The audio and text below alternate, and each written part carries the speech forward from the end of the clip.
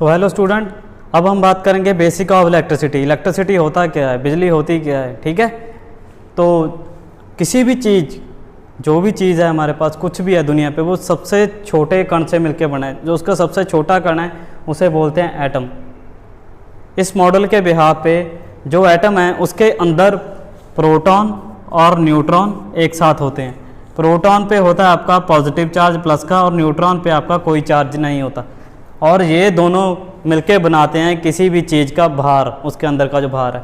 और उसके इर्द गिर्द ऐसे जो रिंग बने हुए हैं यहाँ पे हम देख रहे हैं, तो इनको बोलते हैं ऑर्बिट, सेल और पाथ, जिसके बीच इर्द गिर्द इलेक्ट्रॉन घूम रहे हैं। ये इलेक्ट्रॉन फ्रीली घूम रहे हैं, इनको किसी तरफ से कोई फोर्स नहीं लग रहा, इसीलिए यहाँ पे कोई भी करंट जनरेट नहीं हो रहा। और इस ऑर्बिट का एक स्टैंडर्ड रूल है कि पहले ऑर्बिट में 2 इलेक्ट्रॉन रहेंगे, दूसरे में 8 रहेंगे, तीसरे में 8 रहेंगे। एक ऐसा रूल है, ठीक है। तो अभी ये इलेक्ट्रॉन फ्रीली घूम रहे हैं, इनमें कोई चार्ज नहीं है। तो इसमें इलेक्ट्रिसिटी बनती कैसे है? इलेक्ट्रिसिटी की तो डेफिनेशन यही है ना, फ्लो ऑफ चार्ज। चार्ज के चलने को इलेक्ट्रिसिटी बोलते हैं। चार्ज चलता कैसे है? तो सबसे पहले हम बात करेंगे इस एग्जाम्पल के बारे में। अगर आपने 2 बीकर लिए, दोनों को इक्वल भर के एक पाइप से साथ कनेक्ट कर दिया, तो इनमें पानी फ्लो नहीं करेगा, क्योंकि दोनों में ही बराबर का फोर्स लग रहा है। जैसे ही आपने एक की सतह को ऊपर कर दिया, दूसरे की सतह को नीचे कर दिया, तो ऊपर वाले से पानी नीचे की तरफ जाना लगेगा। तो इसे बोलते हैं ज़्यादा से कम की तरफ जा रहा है। ऐसा ही है ना, क्यों जा रहा है? क्योंकि उसके अंदर ग्रेविटी की फोर्स लग रही है। तो ऐसा ही आपका इलेक्ट्रॉन में होगा। इलेक्ट्रॉन आपके हमेशा हायर टू लोअर पोटेंशियल जाएंगे, ज़्यादा से कम की तरफ जाएंगे, ठीक है। और इनको चलाने के लिए जो फोर्स लगती है उसे बोलते हैं वोल्ट।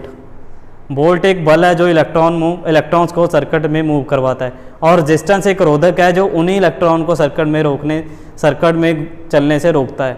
तो हर एक जो मटेरियल है प्रैक्टिकल में, उनका कुछ ना कुछ रेजिस्टेंस है। कॉपर है, तांबा है, सबके अपना अपना रेजिस्टेंस है। और पोटेंशियल डिफरेंस आपका करंट, वो हमेशा करंट आपकी वोल्टेज तभी फ्लो करवाएगी जब 2 टर्मिनल के बीच में डिफरेंस होगा। अगर यहाँ पे 10 वोल्ट है तो यहाँ पे 5 होनी चाहिए। अगर यहाँ पे भी 10 होगी ना, तो ये करंट यहाँ पे कभी फ्लो नहीं करवाएगा, ठीक है। तो ये तो थे कुछ बेसिक रूल कि वोल्टेज क्या होती है, करंट क्या होता है, रेजिस्टेंस क्या होता है, कि चलता कैसे है। तो करंट को आप फाइंड करने के लिए क्या कर सकते हो? करंट का ये फॉर्मूला है, current is equal to charge upon time. यहाँ पे अगर चार्ज पड़ा है तो वो उसने यहाँ तक पहुँचने के लिए कितना समय लिया, ये है चार्ज, और यहाँ तक पहुँचने के लिए इसने समय लिया t, टाइम।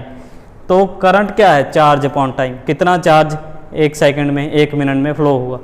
और ये है उसकी यूनिट। चार्ज को आप डिनोट करते हो क्यू से, और इसको आप मेज़र करते हो कूलम में, इसकी यूनिट कूलम है।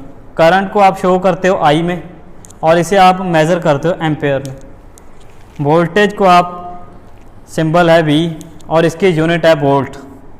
और रेजिस्टेंस का सिंबल है R, और इसकी यूनिट है ओम्स।